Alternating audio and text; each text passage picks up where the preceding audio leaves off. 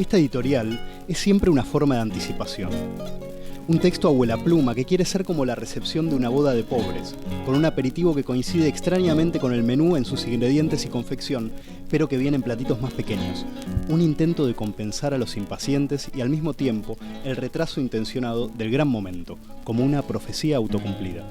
El naufragio tarda, tomen un consuelo, y el consuelo es nada menos que la tardanza misma. No sean atolondrados, el naufragio va a comenzar.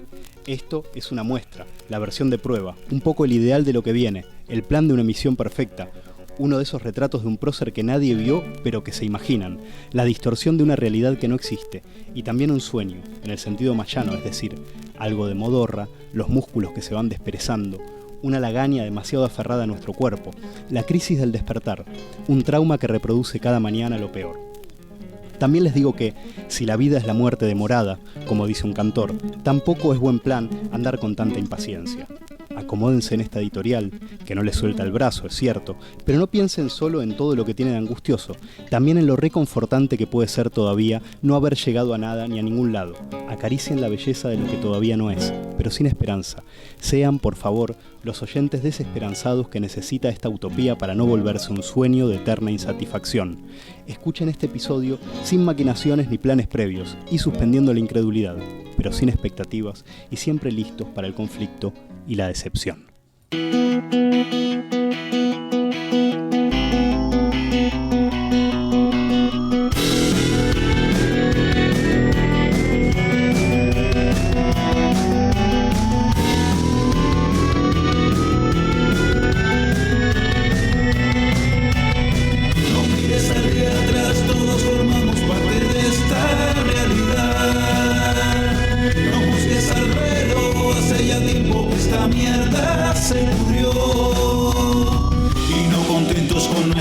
Desgracia, alimentamos cada día esta farsa. Ya no hay nada que hacer, ya está el naufragio en marcha. Bienvenidos, buenas noches, ¿qué tal?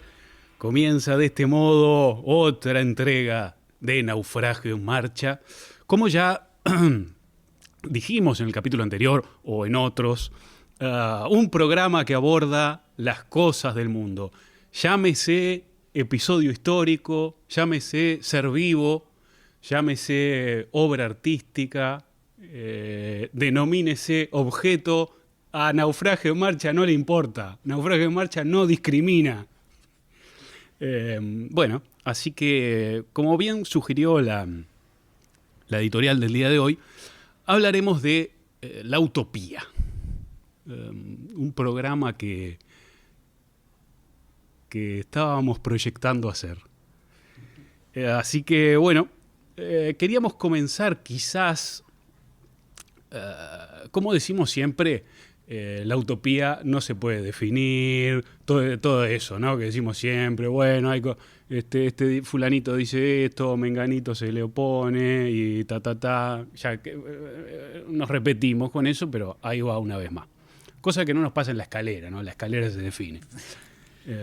Hay que dejar documentado que hubo discusiones sobre este programa. Algunos decían que no era el momento adecuado para hacerlo, que todavía no estaban desarrolladas las fuerzas radiofónicas para tratar el tema de la utopía. Otros decían que esto tenía que ser ahora, ya mismo. Bueno, que quede por lo menos acá grabado que hay un poco de discordia. Así es. Y se plantea también una discordia, un punto de inflexión en la utopía, al menos la utopía como género literario. Vamos a ver que hay distintas maneras de considerarlo. Generalmente se pone una clasificación ahí tripartita, pero sí podríamos decir con poca vacilación que la utopía comienza siendo un género literario. Y hay un momento que nos gustaría resaltar aquí al comienzo del programa, porque no tiene importancia ninguna, que es el año 1771, cuando Louis Sébastien Mercier, un francés, publica El año 2440.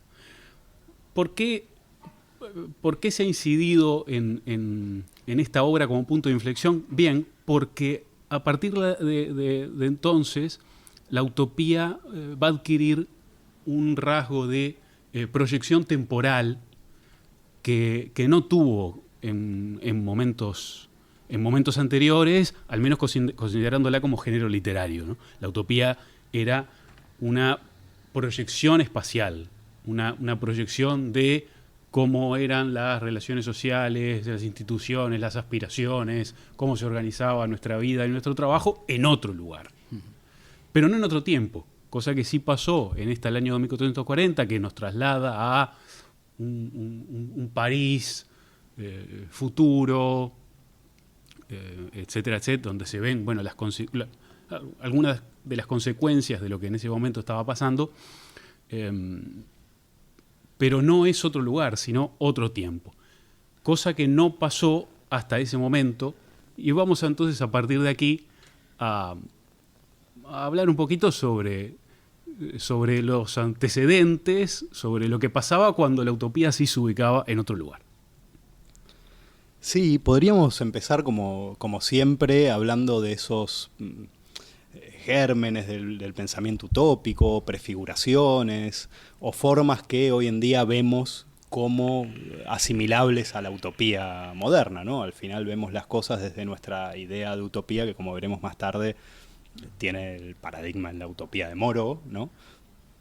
Y yo creo que generalmente en las historias de las utopías se habla de Vémero, del siglo III a.C., de Pankea, y Yámbulo, que tiene otra ciudad, que es la Isla del Sol, que no es ni siquiera ciudad, no es tan arquitectónica.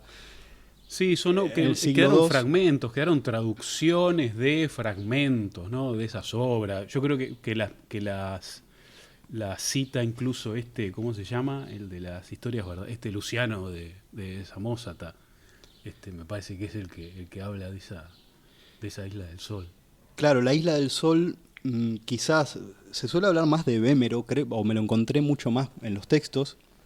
Pancaya, ¿no? Era la de Vémero. Sí, pero la de Yámbulo es una utopía igualitaria y que tiene el trabajo como un elemento central, lo que la situaría como una prefiguración mucho más adecuada, quizás, ¿no? Y bueno, a diferencia de la de Vémero, el lugar de los hombres está muchísimo más claro en una relación de igualdad, incluso de igualdad con respecto a los sacerdotes, ¿no? En la de Vémero tienen un lugar algunos hombres importantes, algunos hombres ejemplares que la de Yámbulo no tiene. Por otro lado, de Vémero sí aparece generalmente relacionado con Feuerbach como uno de los primeros en ver el origen de los dioses en los hombres, ¿no? Yo creo que esos son dos hitos ahí que podemos nombrar, y ya después podríamos pensar directamente en Platón, ¿no? En Platón también. Antes de pasar a Platón, sí, para que no nos quede descolgado, mencionar otros antecedentes que no son del género literario, como son esas Atlántidas, esas edades de oro, ¿no? Incluso el jardín del Edén, que también se toman como prefiguraciones de la utopía, ¿no? Que en ese caso tienen un componente temporal, pero no un componente temporal como Mercier, ¿no? Que puede proyectar hacia el futuro un lugar que finalmente se concreta, ¿no? La edad de oro, por ejemplo, o el paraíso perdido, no se contempla en ese pensamiento del paraíso, no se presenta como algo que se puede recobrar en la tierra, sino que es un origen, la utopía de la creación, ¿no? Cómo fue la creación. Y a partir de ahí, muchas de lo que hablan es de una degradación, ¿no? Desde la edad de oro a la edad de hierro, claro, a la edad de bronce, ¿no? Sí, con Hesiodo se ve eso muy claro, ¿no? Sí, es un tiempo, pero en lugar de proyectarse hacia el futuro, es un tiempo pasado, un paraíso perdido, un tiempo ya que no se puede, como decís, recobrar, ¿no? Y no sé si no, y además de eso, sí, claro, el ejemplo de la República, que va a ser paradigmático, no tanto en el sentido de Moro, pero sí que va a resultar muy influyente para algunas otras utopías, incluso utopías realizadas. Sí, ahí también hay discusión, ¿no? La República de Platón nos presenta una utopía, una ciudad perfecta, o simplemente es una figura retórica para sostener una discusión sobre la justicia. Bueno, yo me decantaría más bien por esta segunda posibilidad, aunque sí la recuperación de la República de Platón por los utopistas es un elemento importante, ¿no?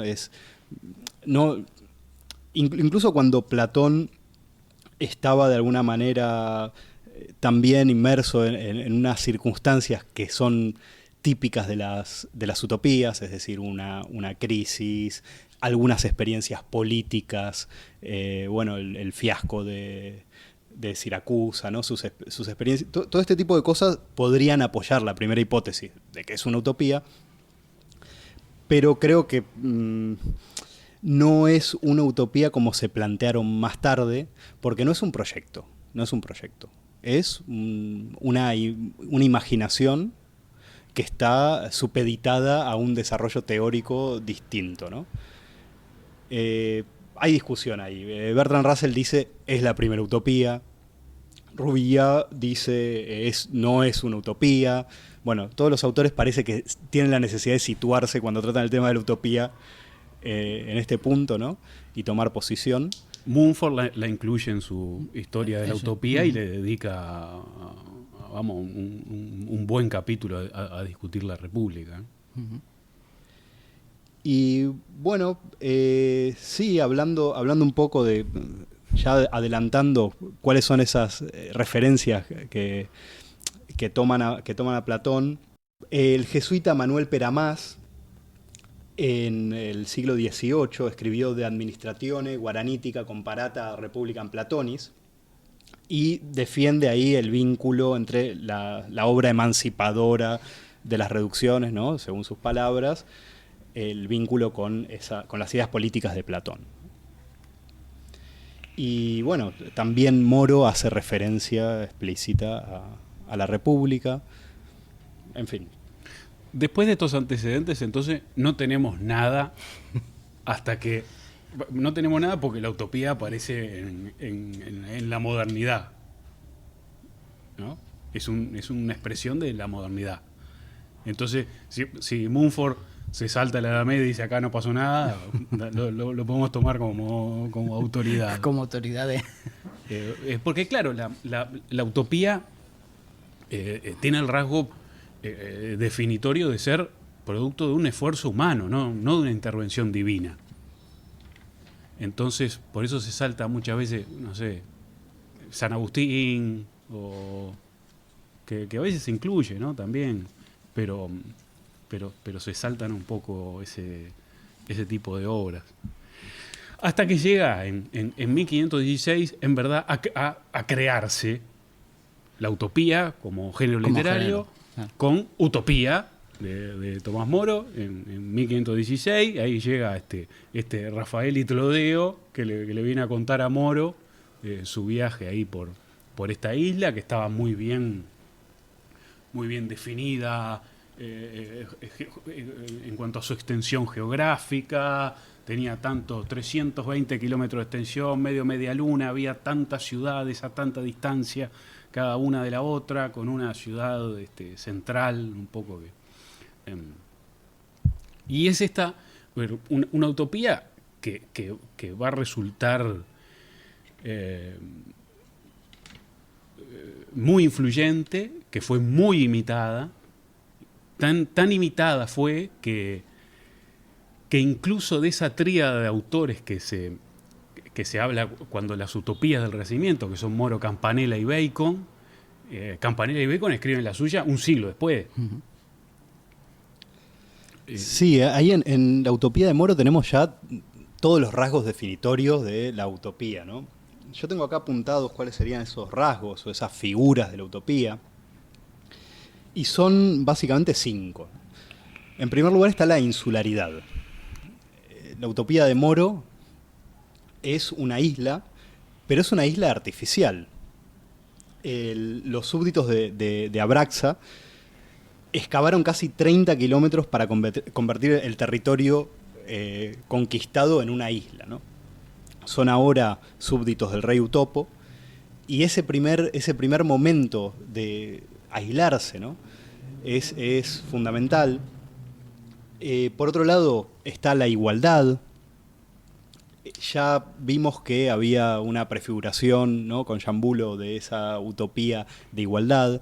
Quizás otra pega que se le podría poner a la de Platón es que es una utopía aristocrática, ¿no? Hay una diferenciación muy importante, jerárquica, que en estas se disuelve. Después tendríamos un rasgo de autonomía. Y por otro lado, la utopía es impersonal, no es una máquina impersonal. Y es unitaria. Bien, con respecto a estos rasgos, la ciudad siempre es igual, ¿no? Está descrita en la utopía cómo es la distancia entre cada una, cómo es el plano de la ciudad. Pero igual que se decía de las reducciones jesuíticas, el que vio una utopía las vio todas, ¿no? El que vio una reducción las vio todas. Son siempre iguales. Y otro rasgo es que es un orden matemático, ¿no? También es una planificación que no deja lugar a la diferencia, es antirromántica, no hay lunáticos, no hay vagabundos, no hay marginales, no hay nada que se salga de la norma. No hay conflicto. No hay conflicto. Y también hay, por otro lado, una forma de legicentrismo. Uno de los rasgos que describe Moro es que todo hombre es un abogado, no hay intermediario entre el acusado y el juez. Cada uno se defiende a sí mismo. Y tampoco hay interpretación de la ley. La ley es una verdad, ¿no? Y todo el mundo la entiende. Es muy, muy sencillo. Se puede comprender perfectamente por cualquiera y está completamente interiorizado. O sea que no tiene que haber una exterioridad que venga a mediar en los conflictos. Los conflictos se resuelven por la propia lógica instaurada en la utopía. Por eso es muy ambigua la utopía en su relación con el Estado, ¿no? Puede ser un Estado muy fuerte, pero también puede ser la disolución progresiva del Estado en el comportamiento de los ciudadanos y en esa lógica impersonal, ¿no?, que ya nombré como rasgo. Cuando de hecho ese es un punto en el que se detienen muchos críticos de la utopía, o incluso Mumford, que no es especialmente crítico con la utopía, y destacan el carácter autoritario, sí, de las fabulaciones utópicas, incluso presentando a Platón como un protofascista, ¿no? Claro. De hecho, cuando los historiadores de la utopía o de la idea de utopía toman la República de Platón como prefiguración de las futuras utopías, yo creo que es en parte una deformación de cómo se están viendo realizadas algunas de las utopías modernas en el momento en que escribe Mumford, por ejemplo, o María Luisa Berneri, que tiene un libro también, ¿no?, El viaje al futuro, una historia de las utopías. Lo que están viendo es cómo las utopías que se están realizando tienen más en común con la República de Platón que con Noticias de ninguna parte de William Morris, ¿no?, donde el Estado, la homogeneización de todos los comportamientos sociales, la igualación de la sociedad, tiene como contrapartida una ausencia de libertad y sobre todo la cancelación del devenir histórico. Como no hay conflicto, como no hay problematización de la ley, ni de la división del trabajo, ni de nada, porque ya estamos en un espacio perfecto, ahí ya no hay cabida a un desarrollo posterior, ¿no? Entonces se configura como una forma de autoritarismo, de totalización, ¿no? Como que está prefigurando los totalitarismos, ¿no? Claro. 13 años más tarde de la publicación de la utopía de Moro, Antonio de Guevara publica o escribe Reloj de Príncipes en 1529, donde el sabio de los Garamantes, que es un sabio de un pueblo que se cruza a Alejandro en sus expediciones, expone las 7 leyes, ¿no?, para ilustrar un poco este legicentrismo o este carácter fijo de la ley, ¿no? La utopía progresa, las ciudades se construyen, pero la ley es fija, y es escasa, no hay muchas leyes, ¿no? Que eso también es paradójico, porque muchas leyes también se podría pensar como una forma de control exhaustiva. Hace poco leía la cantidad de leyes que se sacan ahora mismo en España, es impresionante, ¿no? Es abrumador la cantidad de leyes que hay, pero claro, las pocas leyes también son un carácter bastante cerrado, ¿no? de una sociedad. Me gustaría leer acá un fragmento de estas 7 leyes que expone el sabio de los Gramantes. Dice: nuestras leyes son pocas y a nuestro parecer son buenas, las cuales se encierran en 7 palabras. Ordenamos que nuestros hijos no hagan más leyes de las que nosotros sus padres les dejamos, porque las nuevas leyes hacen olvidar las buenas costumbres antiguas.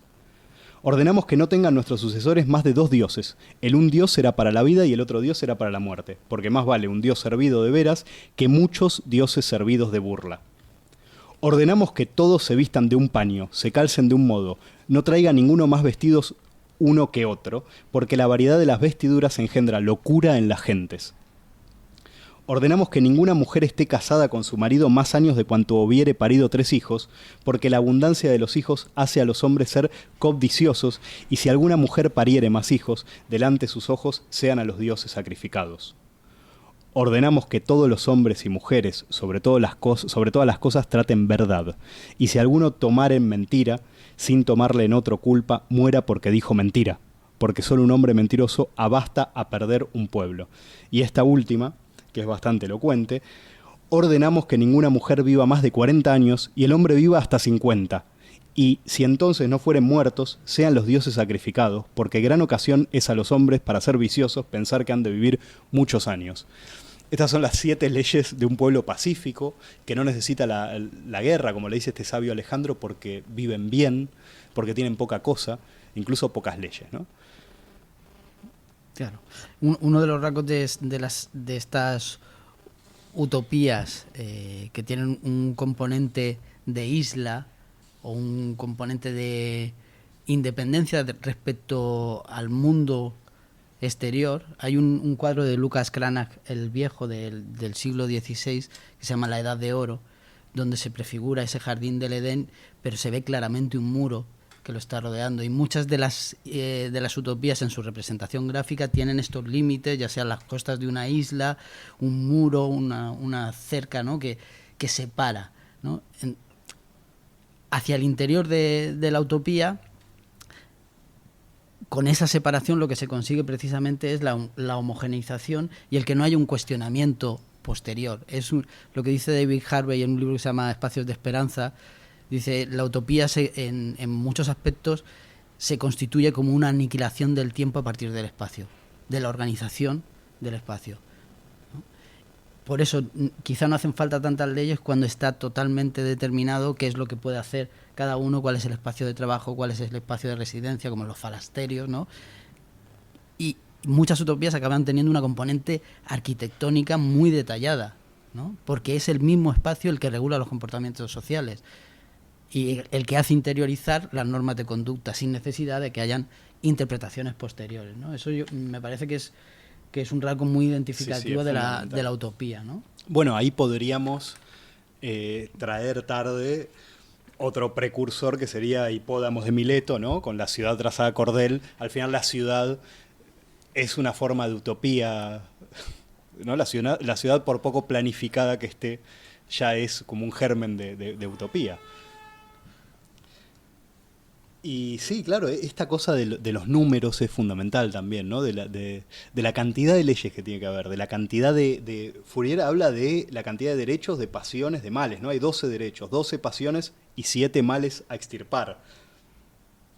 Los números siempre están ahí en el centro. El falasterio de Fourier tiene 1.600 habitantes, igual que la unidad de habitación de Le Corbusier, ¿no?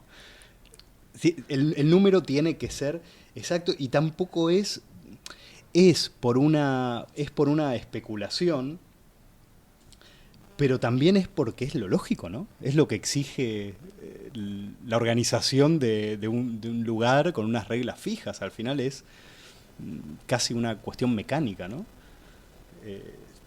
¿Está esto argumentado? ¿Se entiende por qué esa cantidad en determinadas circunstancias, en determinado terreno, tiene que ser así, no de otra manera?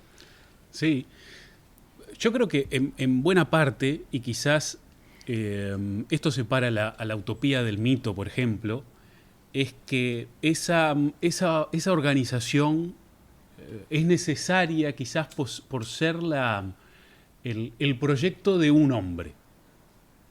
Es el proyecto de un individuo que necesita fijar su ideal, pero este ideal nunca viene, como quizás ocurre con los mitos, nunca viene dado por un consenso comunitario o porque la tradición vaya modificando alguno de sus parámetros.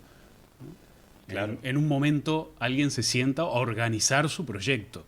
Y Sí, punto. sí, contra Y el no hay mito, discusión. ¿no? Contra el y mito no hay- que es sedimento histórico de muchísimos mitos, de contradicciones, ¿no? Un hecho social colectivo, no puede ser nunca la construcción de un solo tipo, ¿no? Claro. De hecho, una de las cosas que critica Lewis Mumford en su historia de la utopía, de las utopías, que en un momento dice, este es un libro antiutópico realmente. Cuando yo escribo la historia de las utopías es para dejar claro que es preferible la vida a la utopía.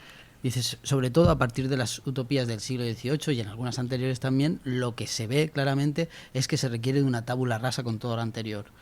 Que no hay una predisposición a encontrar en la tradición, en los desarrollos de las instituciones sociales anteriores, hay una impugnación a todo lo anterior y a partir de un plano en blanco se construye una ciudad, ¿no? Como Hipódamo, o se construye una cuadrícula o un falasterio, pero siempre hay como una tabula rasa, ¿no? Y él dice, precisamente la utopía el verdadero pensamiento utópico, como lo considera él, el verdadero pensamiento utópico se encuentra entre lo posible y lo imposible. Se encontraría en ese lugar en el que podemos contemplar cuáles son las potencialidades de las instituciones sociales que hemos ido heredando y cuáles han sido los caminos que no se han seguido en el proceso de desarrollo social. Dice, una de las cosas buenas del pensamiento utópico es cuando se vuelve hacia el pasado y ve caminos que no se han tomado y que podrían haberse tomado. Y entonces permanece abierta la posibilidad. Y ahí hay una diferencia clara entre utopías autoritarias, jerárquicas, de la austeridad, y utopías de la abundancia, del progreso, de la igualdad, Claro. ¿no? Sí, eso es muy interesante. Y Mumford es cierto que le da mucha importancia a la potencialidad de las instituciones. Y esas son las utopías que él destaca. El primer rasgo yo creo que destaca cuando menciona esto de que su libro es antiutópico es el de que ve en las utopías la posibilidad de considerar una construcción holística que tome en cuenta todas las relaciones posibles que tenemos entre nosotros, entre nuestras aspiraciones, entre las instituciones que las median, etcétera, etcétera. Y el segundo es ese, ¿no? Que las utopías yo creo que el más rescata son esas que se fijan en cuáles son las potencias de estas instituciones que ya conversaron a través de la historia.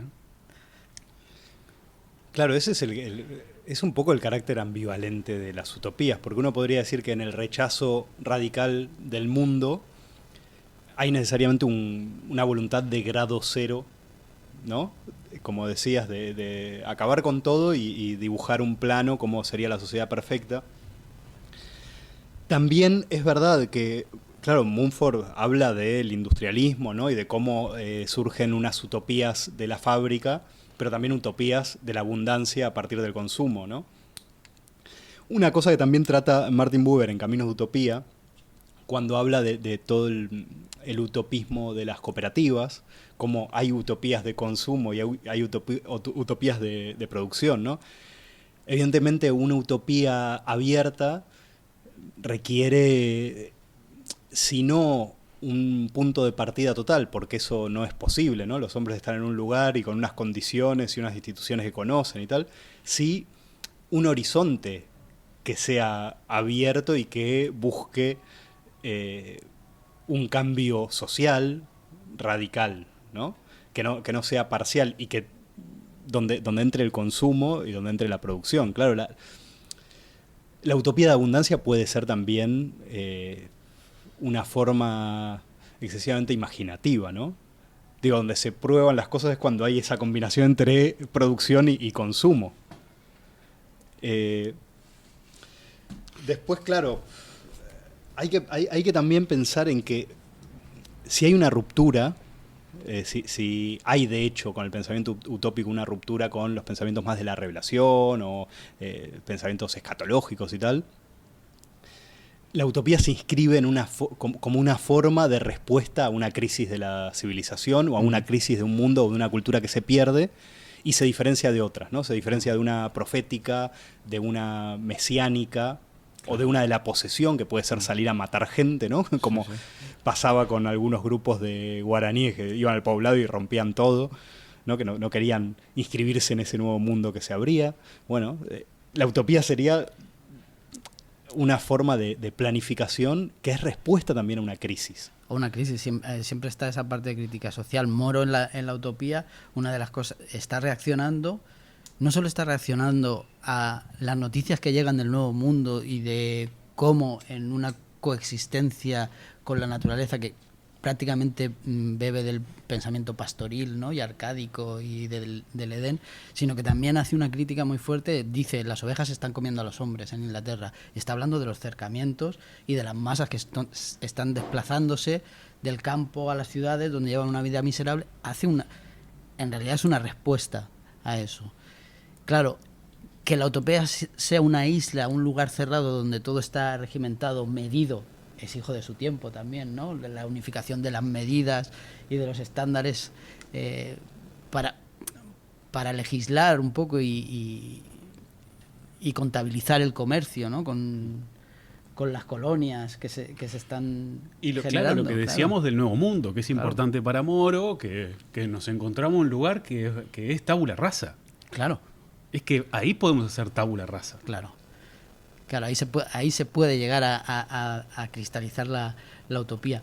Claro, plantear la potencialidad de una institución o una utopía abierta es una contradicción en los términos, ¿no? Por eso Mumford, y quería leer una cita aquí porque por lo que has dicho, al principio de la historia de las utopías, dice: el hombre camina con los pies en el suelo y la cabeza en el aire, y la historia de lo que ha pasado en la Tierra, la historia de las ciudades y de los ejércitos y de todas las cosas que han tenido cuerpo y forma, es solo la mitad de la historia de la humanidad. Dice, la otra mitad es el ídola, es la idea, ¿no? Lo terrible de la República de Platón sería su concreción en un espacio concreto que se aplicase. Lo bueno sería la idea de la justicia, ¿no? Mantener de las utopías la idea, intentando evitar la concreción espacial que requiere una homogenización, que requiere hacer tabula rasa con todo el pasado. Entonces, claro, es una posición contradictoria, ¿no? Intentar rescatar de la utopía la posibilidad abierta, cuando la utopía lo que requiere en realidad es, como género, es un espacio delimitado y cerrado, ¿no? Que en principio no se presupone que se va a extender al resto del mundo. Correcto. Sí, esa es una diferencia quizás con lo que planteábamos con el mito, que el mito sí se ha definido en tanto, o no tanto el mítico, el mito, sino el pensamiento mítico como una tensión entre lo que es y debería ser. El pensamiento utópico, yo creo que en verdad tiene esa tensión por crítica reformista, necesita tenerla, pero esa suspensión esa suspensión temporal que propone la utopía no la propone el mito. El mito necesita reconstruirse y la utopía no. La utopía necesita fijarse. Y al mismo tiempo el mito se da generalmente en una sociedad jerárquica, ¿no? En una sociedad donde hay determinadas cosas que no se pueden discutir. O sea, es dinámico, constitutivamente dinámico, cambiante, contradictorio, orgánico, pero no es una prescripción, ¿no? Como idea de sociedad, claro, no es una propuesta, no es una propuesta a la que uno pueda adherir o no, estás ahí, ¿no? Estás en el medio de un mito. Estamos en el medio de otros mitos, nosotros, que no podemos cuestionar, ¿no? Y que también los utopistas están dentro de esos mitos.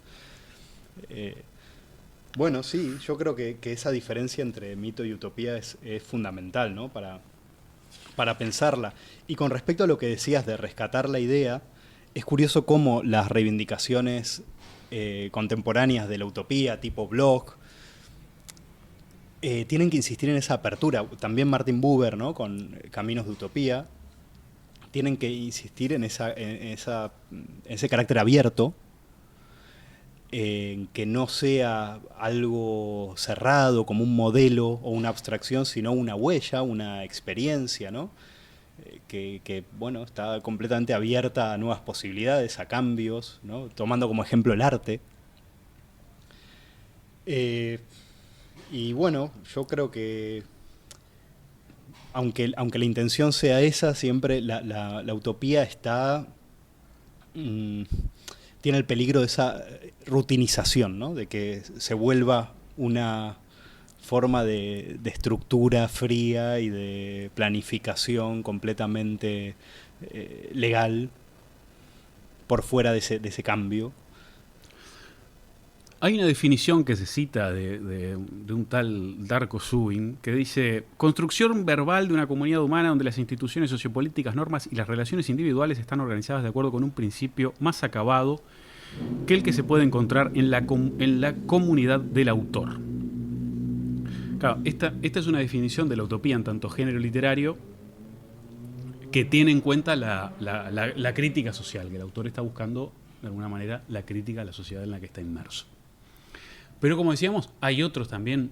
La utopía quizás haya desbordado el género literario, y de ahí los enfrentamientos un poco más o las críticas más tensas, ¿no? hacia la utopía, porque el pensamiento utópico ha desbordado la literatura para trasladarse a hacer una construcción histórica y científica, a formar parte del lenguaje que utilizamos, a pensarse como concepto político incluso. Y bueno, eso ha llevado a algunas otras cosas, como a su equiparación, no equiparación, pero en tanto con la ideología misma, ¿no? Uh-huh. Claro, un autor que solemos traer acá, que Jacques Ellul, dice que la utopía es la ideología de la sociedad técnica. La utopía no puede ser fuera del sistema técnico, ¿no? Y sería de alguna manera el horizonte de realización total de ese sistema. La utopía, entonces, claro, pasada la Ilustración, cuando el punto de apoyo de la revelación y de las creencias se tambalea incluso dentro de los creyentes, ¿no? Porque muchas de las utopías francesas, por ejemplo, eran de católicos. Bueno, hablamos antes también de estos tipos de utopías de altercación que tienen ese componente mesiánico muchas veces de protestantes o de sectores religiosos fanáticos que quieren ahora mismo, a través de la violencia, acabar con este mundo. Uh-huh. De todas maneras, hay algo que cambia ahí, ya no cabe eso, y lo que cabe es pensar cómo se va a realizar el horizonte de la técnica, dejando de lado todos los aspectos y todos los elementos contradictorios y negativos de la técnica.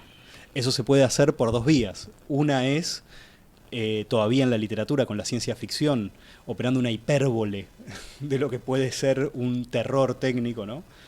Ahí tenemos todas las distopías literarias, donde bueno, hay una máquina total, ¿no? De control y tal. Pero eso es una forma también de catarsis, ¿no? Y de evitar lo que tiene el sistema técnico de distópico real y concreto ahora mismo. Y la otra La otra vía es eso, ¿no? Aceptar que, bueno, con determinadas modificaciones o con determinado solucionismo técnico, esas nocividades se van a resolver en un futuro y... Sí, con la ciencia ficción que se postula muchas veces junto con la fantasía como una degradación de la utopía, ¿no? Son escalones que van mermando sus posibilidades creadoras, etcétera, etcétera.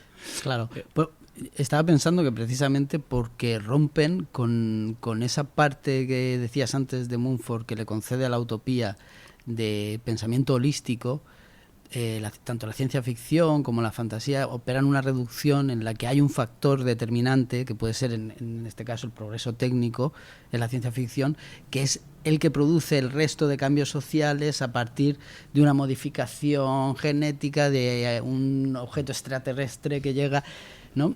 Entonces ahí son como utopías especializadas, ¿no? que algunos lo pueden ver como una degradación del pensamiento utópico en cuanto a algo holístico, que pone en relación nuestra forma de trabajo, de consumo, la educación. La educación es algo importantísimo en todas las utopías, ¿no? Cómo se educa, si los niños son propiedad de sus padres o son propiedad del Estado, ¿no? Hay discusiones, ¿no? en torno a eso, ¿no? Y la ciencia ficción, por ejemplo, lo reduce a un componente técnico, ¿no? Llegando ahí hasta, bueno, esto que estamos hablando ahora de la ciencia ficción y desde el estadio ese que nos quedábamos en ese recorrido histórico de las utopías del 17 y tal, pasando por esta de Mercier de finales del 18, van a estar luego las utopías de los Saint-Simon y los Fourier, etcétera, etcétera. Eso va a ser también un hito importante. Y luego sí, ahí a finales del 19, principio del 20, que es donde se queda Mumford, claro, porque publica en el 22. En el 22, ¿no? Sí. Que se queda ahí en Wells, más o menos, ¿no? Con claro. una utopía moderna. Sí, se queda ahí. Claro, el componente, claro, lo que decía antes Pedro, a finales del siglo XVIII, la Revolución Americana y la Revolución Francesa tienen un componente utópico importante, pero se llevan a la práctica, incluyendo todas las repercusiones, el periodo del terror posterior, ¿no? Como la revolución acaba devorando a sus propios hijos, como la utopía acaba generando más expatriados de la utopía que habitantes de la propia utopía, ¿no? Que eso es como una referencia histórica que se va a tener desde la Revolución Francesa, ¿no? Cómo esas utopías acaban degenerando en un sistema de terror, y lo vamos a ver en el siglo XX también, con el comunismo, el fascismo, el nacionalsocialismo, ¿no?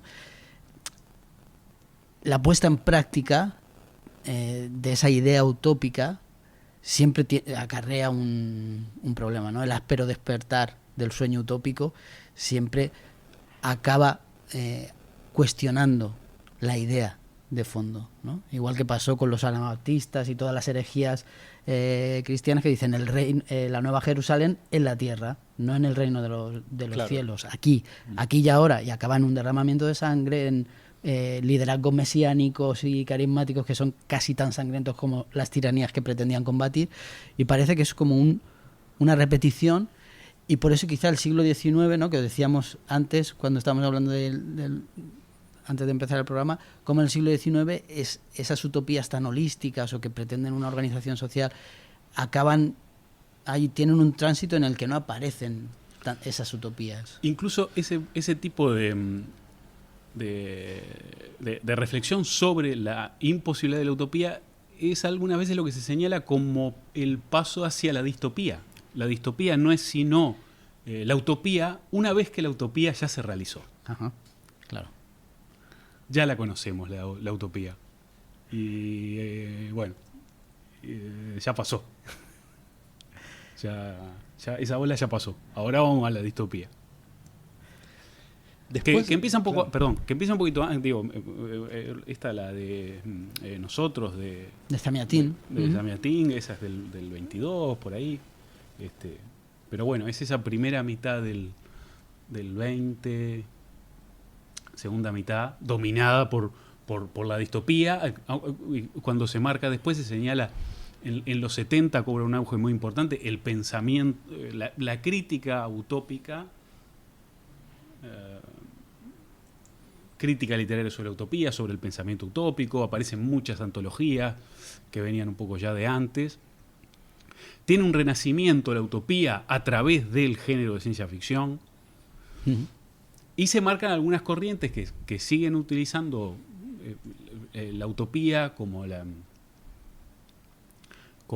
feminismo, que también utiliza la distopía, como la ecología. Ujú.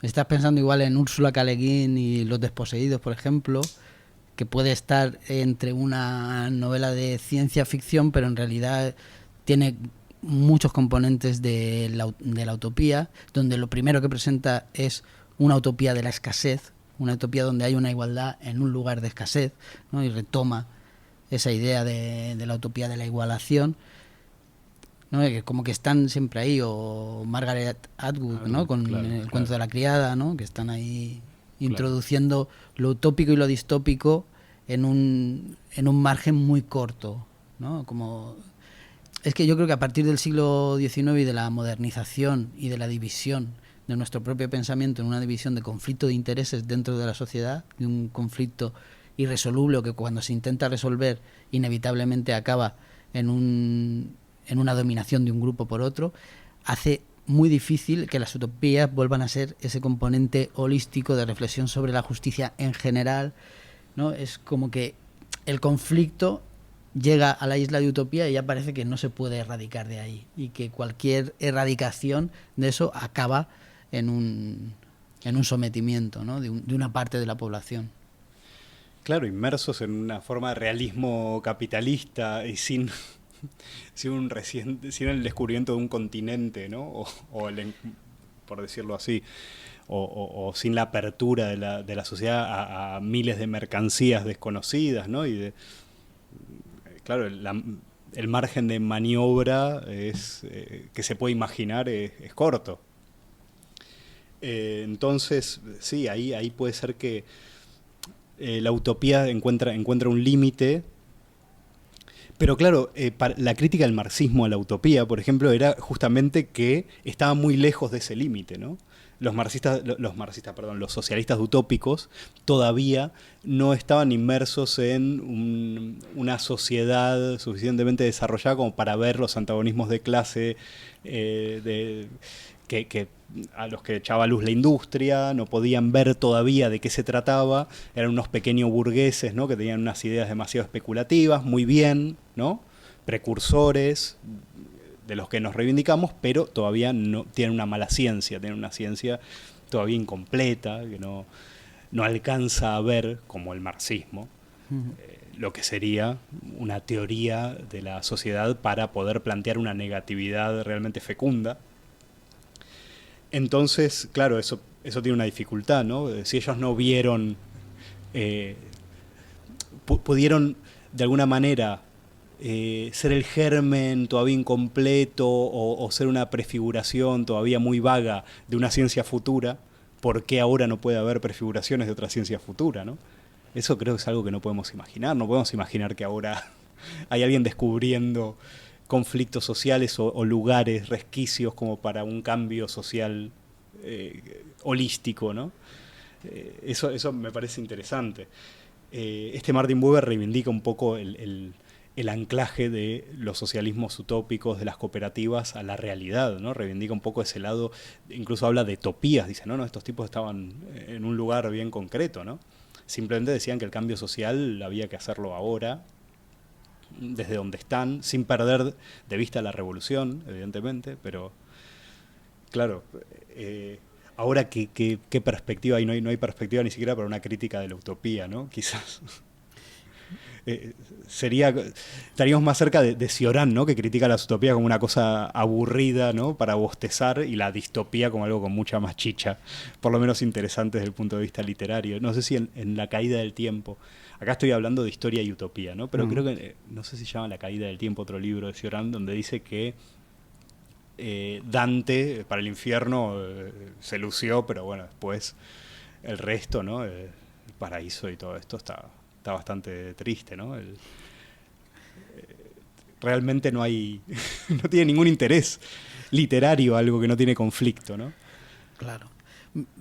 Yo creo que en nuestro presente, a partir de los desarrollos históricos de esas utopías, tanto del pensamiento como del género en sí, como de las experiencias que intentaron llevar a cabo esas ideas y esos géneros literarios, es lo que decías, el despertar de la utopía suele ser amargo, y surge siempre la crítica a la utopía.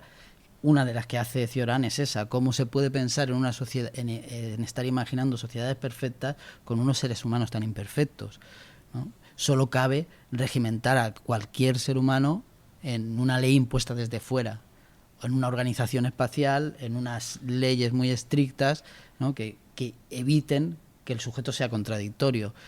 Y dice, claro, en Historia de Utopía habla de que tengo aquí la cita literal porque me parece que viene al hilo por lo que decías. Dice: los dos géneros, el utópico y el apocalíptico, que nos parecen tan disímiles, se interpenetran. Uno influye en el otro para formar un tercero maravillosamente apto para reflejar la clase de realidad que nos amenaza, y a la que no obstante diremos sí.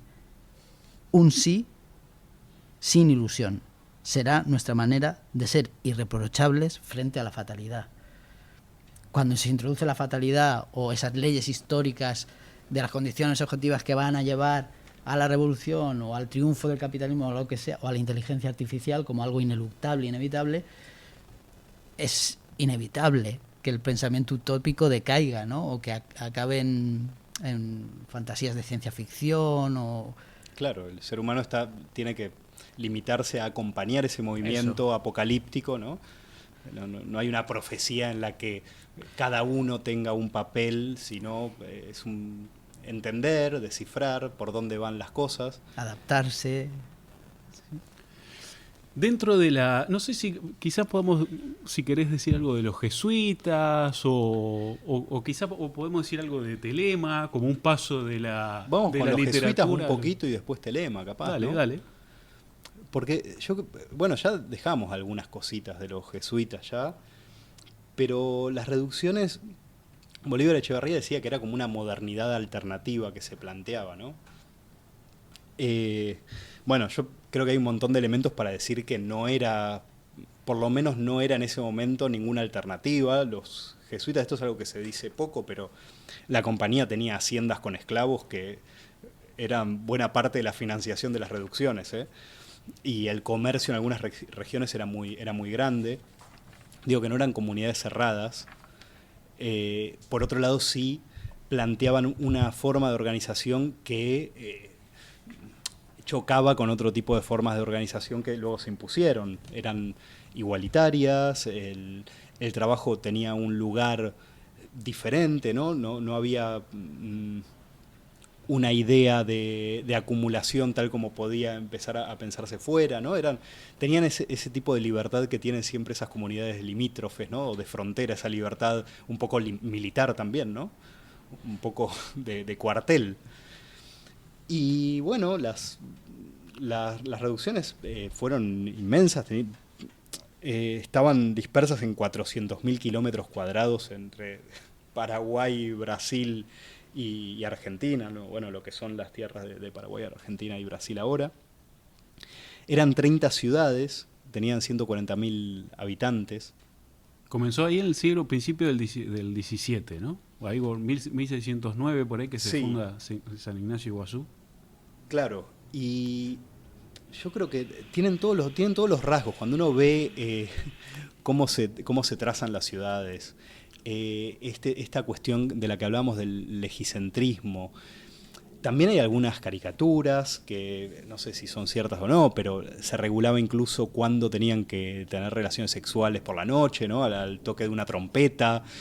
Esto lo recoge Foucault, también creo que Hegel habla de esto, ¿no? Toda la vida estaba muy reglada, había una parte de trabajo para la comunidad y una parte de trabajo en el huerto personal. Incluso las tierras estaban divididas como para recoger los bienes para el consumo propio. Para el consumo propio y para Dios. Y para la comunidad. Claro.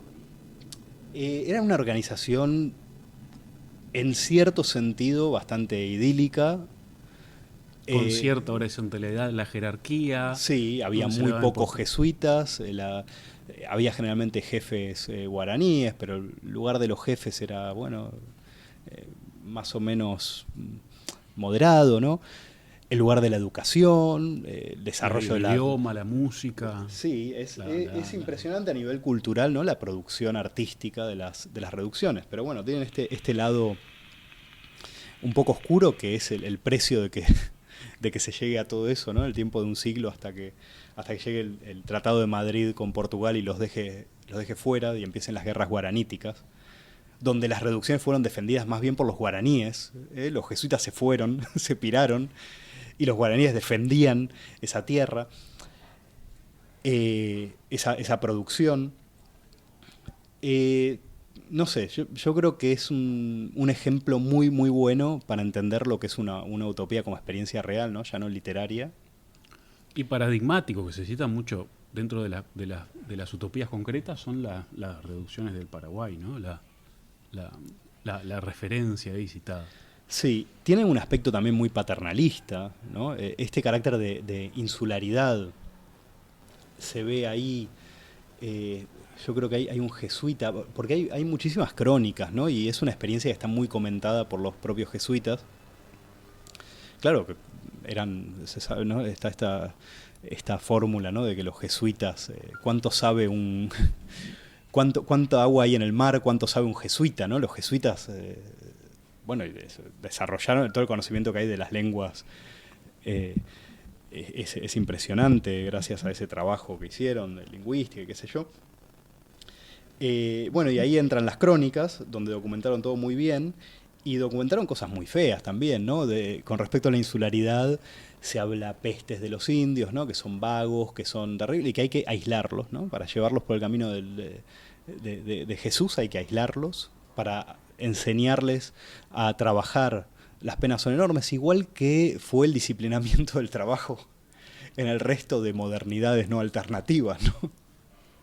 Pero bueno, con este carácter un poco utópico de ciudad igualitaria, de decisiones tomadas de manera común, de desarrollo del arte, ¿no? De un horizonte un poco distinto tal vez. Bueno.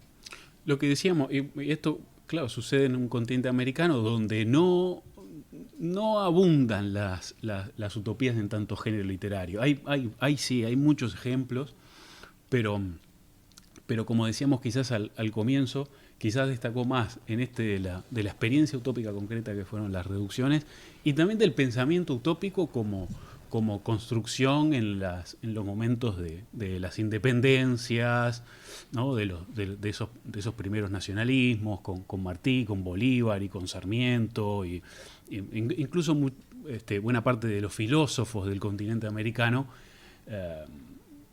A buena parte de ellos se les atribuye siempre cierto pensamiento utópico en cuanto a la construcción del continente y a su destino, y etcétera, etcétera. Pero bueno, que los hay también, ejemplos de género literario, como los hay también en España. No abundan. Bueno, Antonio Guevara, ¿no? Es uno. Sí. Pero sí que los hay. Bueno, muy bien. Y tenemos además también este ejemplo que sale de Gargantúa y Pantagruel. Sí. Que es la abadía de Telema, que construye el propio Gargantúa, y yo no sé si no nace Pantagruel en esta abadía de Telema, y que luego fue retomada ya como construcción de secta religiosa por un británico, Rashwood, ahí por el siglo XIX, sí. Y más adelante, o del XVII, y después a comienzo del XX por Crowley, el ocultista y escritor, y yo qué sé cuántas cosas hizo Crowley, que también creó su religión de Telema, ¿no? Los telemitas eran. Que existen todavía, ¿no?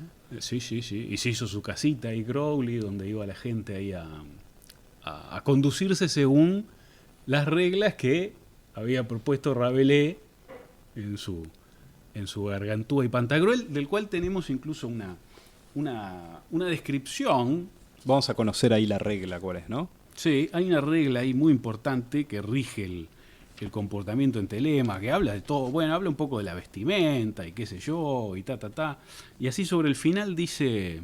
Bueno, lo primero que hay que decir es que el respeto por la mujer es tan grande en Telema que antes de visitar a una dama, un caballero debe pasar por el peluquero y el perfumero, cosa que yo no sé si Crowley tendría. Pero después dice, la única norma de la comunidad es haz lo que quieras, ¿no? Claro, aquí en esto se basa mucho esto Crowley. Pues se cree que las personas libres, bien nacidas, bien instruidas y rodeadas de buenas compañías, tienen un instinto natural que las guía a la virtud, la honra. La vida de la abadía se rige por esta sola regla. Hombres y mujeres se levantan, comen, trabajan y duermen cuando les da la gana. Y por último, en Telema no se permiten relojes de ninguna clase. Es lo que creo que es la Push que define como una contrautopía, ¿no? Si hay por un lado utopías de estricta obediencia, después hay distopías o hay todo lo que sea, ¿no? O hay mesianismo. La contrautopía, que también estaría en parte en el 68 francés, ¿no? En el Mayo francés, introduce elementos de diferencia, ¿no? Si antes habíamos dicho que en la utopía no podría haber nada fuera de la norma, acá fuera de la norma vale, ¿no? Y ahí hay una sola regla. Una sola. Un egocentrismo total que mete el elemento de la diferencia y de alguna manera idealiza también la naturaleza, ¿no? Ya escapamos un poco a esa lógica de la artificialidad total, ¿no? Así que, bueno, muy bien. No sé si queda algún apunte o terminamos con estas dos concreciones que fueron Crowley con su rozando el satanismo, acariciando el satanismo, y las reducciones del Paraguay haciendo otro tanto. Bueno, muy bien. Entonces vamos a parar un momentito y volvemos enseguida con lo que está pasando hoy, la actualidad.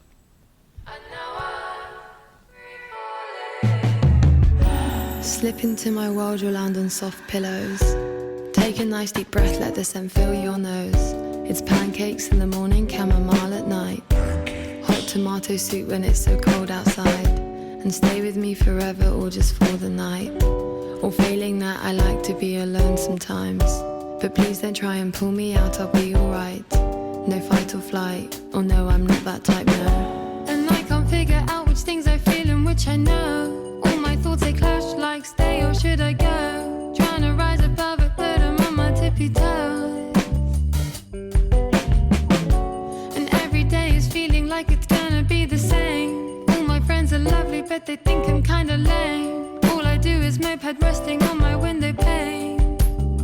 My pajamas feel like chain, never go out. All my plans, they are halfway, never know how. I always manage to be late. I've got no doubt that I'm making some mistake.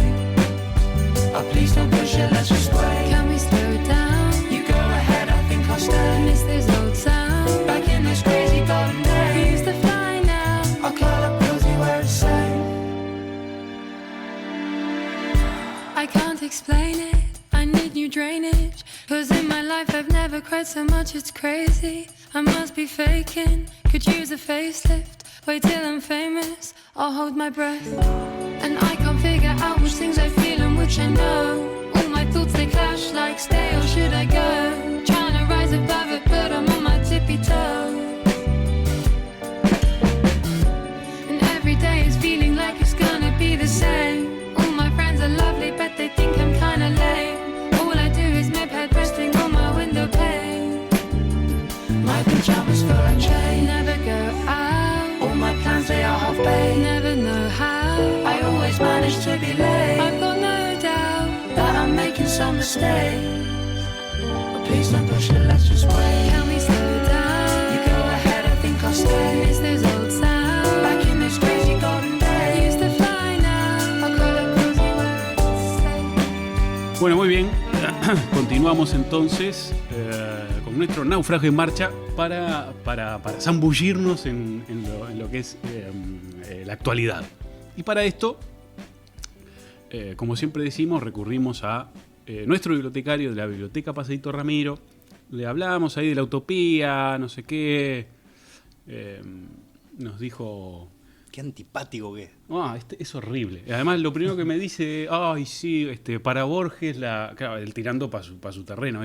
Para Borges, lo ideal era una biblioteca. Y le digo, no seas malo. Y así que nos tiró ahí algunas pistas ahí de, vamos a ver, una comunidad del siglo XIX. Pero para introducirnos en esto, nos tenemos que ir a la actualidad. A la actualidad. Al 2000, ahora, a hoy. De verdad. De verdad. A la actualidad. Bueno, siempre es de Siempre verdad, es. pero ahora también. Porque uno puede entrar a la página web de Oneida Limited para comprar cubertería, platería. Yo realmente, yo desconocía que este sector estaba en un momento tan glorioso. Porque hay unas cosas de cubierto que yo después abrí mi primer cajón de la cocina, que es un asco. Hay ahí, yo qué sé, hay migas de sándwiches de la década pasada, gomitas, banditas de esta elástica. Algunos se organizaron en comunidades utópicas. El cuchillo todo derrumbrado. Es horrible. Y unos cuchillos tiene esto, una platería tiene esta Oneida Limited, que es fantástico, distintos colores, combinación. Bueno, es estupendo, la verdad, si quieren.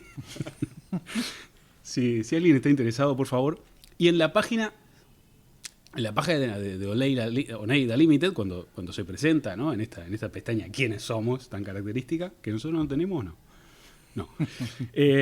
Dice, ¿quiénes somos? La perfección. El objetivo por el que Oneida se ha esforzado desde su fundación hace casi 200 años. Oneida se estableció en el norte del estado de Nueva York como una forma de llegar a la utopía. Para apoyar a la comunidad, sus miembros empezaron a fabricar cubiertos de plata. Pronto se hicieron famosos, ya que la calidad de Oneida era utópica.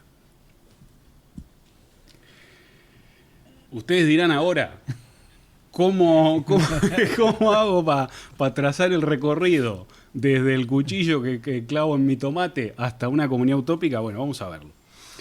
Esto va a tratar sobre esta comunidad de Oneida, que está ahí en el estado de Nueva York, ahí siglo XIX, en mediados del siglo XIX, y se desapareció a los 30 años más o menos. Esto lo llevaba adelante un tipo apellidado Noyes.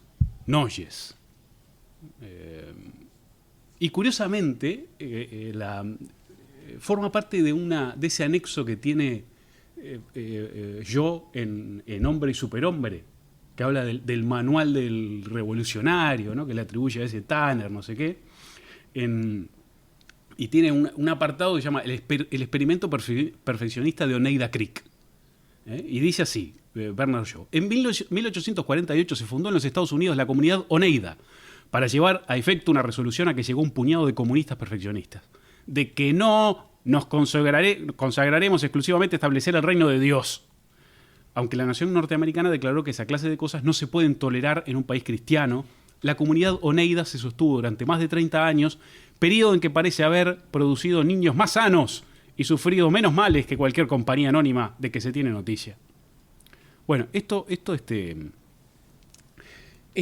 comunidad, citada por Shaw en una obra, una obra muy, muy relevante, la llevó adelante Noyes, ¿no?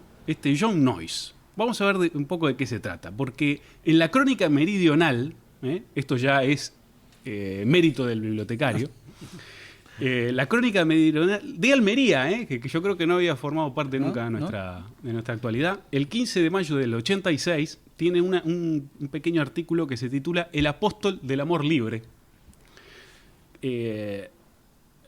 a raíz del fallecimiento de Noyes, es la noticia esta. Dice: ha fallecido Mr. John Noyes, fundador de la comunidad Oneida, donde se ha practicado por cierto tiempo la religión del amor libre. Noyes nació en 1811 y estudió teología, bueno, qué sé yo. En Pundi creó primero una secta que denominó perfeccionista y no admitió en ella a otros discípulos que los miembros de su familia y algunos amigos. La promiscuidad en la cual vivían los perfeccionistas. Las ideas que dominaban en las relaciones de los dos sexos promovieron tal indignación en el país que Noyes y sus amigos tuvieron que emigrar a Oneida, ahí fundó la comunidad más famosa, donde se establecieron aclimatando sus peregrinas teorías.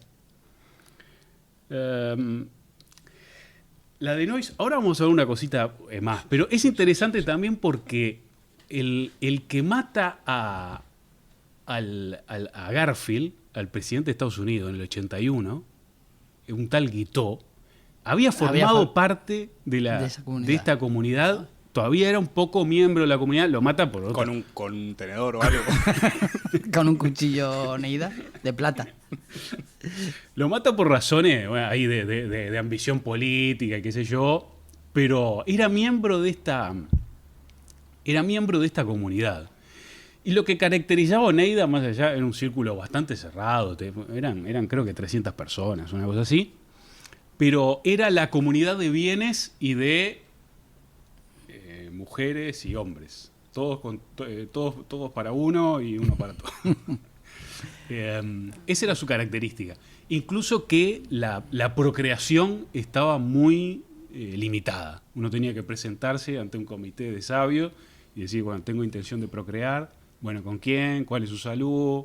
Está loco. Se conocían todo, pero igual le hacían un examen ahí de aptitud, a ver con quién y cómo. Bueno, pero ahora no es momento. Bueno, en fin, que lo mantenían. No solo eran pocos, sino que no querían ser muchos más. Hay muchas noticias, ¿no? En la Gaceta Universal, por ejemplo, la secta de los Oneidas, ¿no? Que habla de Guiteau.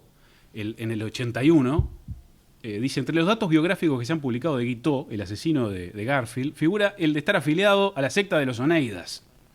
Como esta secta es casi desconocida en Europa, creemos oportuno dar a nuestros lectores algunos detalles sobre su historia y su organización, dice. Los comunistas del viejo mundo tratan de amoldar por la fuerza el universo entero a su sistema. Los comunistas de América son más modestos. Operan por el ejemplo, y mientras sus colegas del viejo mundo se contentan con perorar en las asambleas populares, ellos ponen inmediatamente en práctica sus teorías en algún rincón del extenso país que les da asilo. Muy bien, y dice ahí, se fundó en el 46, Oneida, por Noyes, dice... era una especie de sociedad matrimonial en participación. No se podía tener hijos sino con permiso del comité directivo. Después de consultar los recursos de la asociación, para saber si podía permitirse el lujo de aumentar la familia, el comité elegía en la lista de postulantes los esposos a quien debía confiarse la misión de la conservación de la especie. No sé qué especie está hablando. La Voz de Castilla también, ya más adelante, en el 50, nos habla también. Hay muchas noticias de Noyes, pero yo quería, además de esta secta que llega a su fin, yo creo que a raíz del asesinato un poco de este guy, la conexión con Guiteau y no sé qué, se reúnen, hay un párroco que organiza ahí una asamblea para ver lo que están haciendo. Les van a acusar de que están violando niñas menores. Entonces Noyes decide con juicio irse a Canadá y dejar a todo el mundo colgado ahí. Incluso más adelante desde Canadá les escribe a sus compañeros de Oneida, les dice, bueno, síganlo cubierto, pero dejen esto de la comunidad del sexo porque vamos a tener problemas. Y al poco tiempo se disuelve, ¿no? Ahí en el 86 se disuelve como utopía, que no como platería.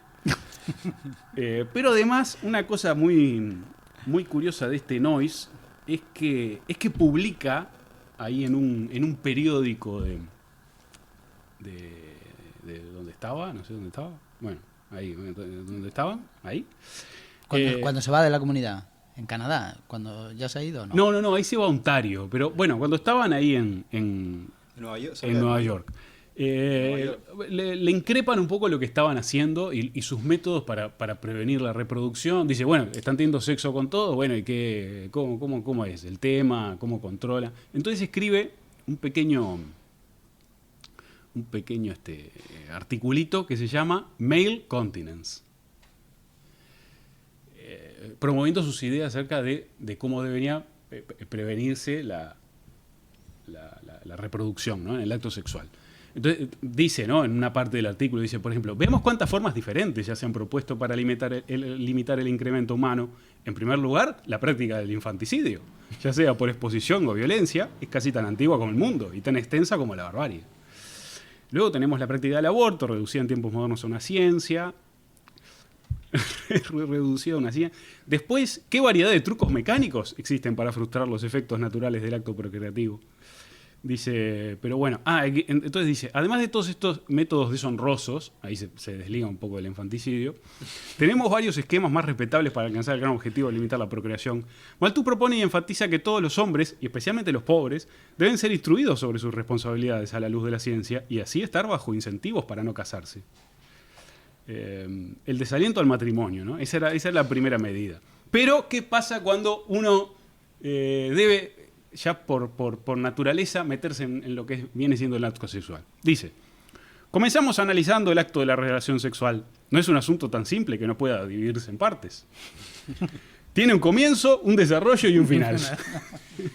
Como toda buena historia, su inicio y forma más elemental es la simple presencia del órgano masculino en la mujer. Luego suele seguir una serie de movimientos recíprocos. Finalmente, este ejercicio provoca una acción nerviosa refleja o una crisis eyaculatoria que expulsa el semen. Ahora insistimos en que todo este proceso, hasta el mismo momento de la eyaculación, es voluntario. Está completamente bajo el control de la facultad moral y puede detenerse en cualquier punto, ¿no? ¿Habría algún daño? Entonces se pregunta en que no se llega a este momento. Y bueno, y lo discute ahí con mucho detalle que incluso por una cuestión moral no nos animamos aquí a trasladar a nuestro público. Coitus interruptus, digamos, el coitus interruptus. O sexo tántrico, estas cosas, ¿no? El sexo tántrico. Era el primer teórico de la marcha atrás.